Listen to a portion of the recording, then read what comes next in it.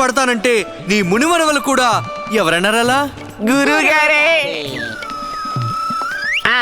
కానీ అది బెదిరిస్తూ అన్నది కదా, అది ఆహ్వానం అని ఎలా అంటున్నావు? అదే కదా, అరే మహాతాతాచార్యుల వారి మహావాక్కది. అడ్డమైన వాళ్ళందరికీ అలాంటి మాటలు అర్థం కావు. సర్లేండి, నేను వారికి చెప్పేస్తానులే. గురుదేవా, నన్ను విజయనగరానికి తీసుకెళ్ళమని మీ శిష్యులు అడిగితే వాళ్ళు దానికి ఒప్పుకోలేదు అని. వదిలేయండి. ఇప్పుడు మీరు వారి ఆదేశాలు పాటించలేదంటే వారు మహా చేస్తే ఏం చేస్తారు? ఏం చేస్తారు? ఆగ్రహం వచ్చి మీకు కొరడా దెబ్బలు వేయించి మృదువైన మీ ఇద్దరి చర్మాన్ని ఒలిచేస్తారు. లేకపోతే మరుగుతున్న నూనెలో మిమ్మల్ని వేసి వేడివేడి పకోడీలుగా వేయిస్తారు.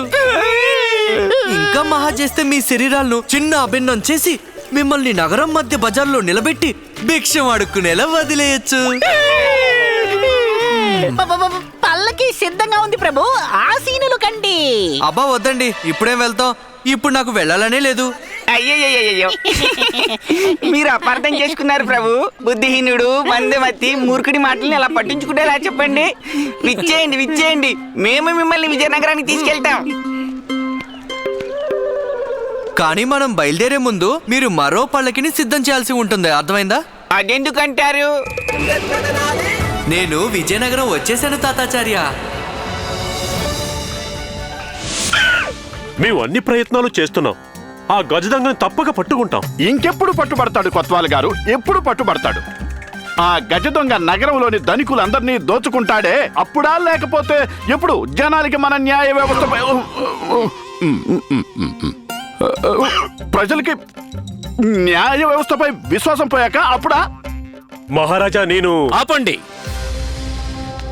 ఆపండి కొత్వాల్ గారు, చెప్పింది చాలు. మేమింతకంటే ఓర్పు వహించలేం. మాకు ఆ గజ దొంగ కావాలి. మహారాజా, అలా కనుక జరగకపోతే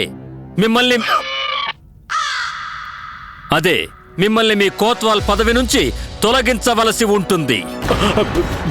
ఇక మీరు వెళ్ళొచ్చు.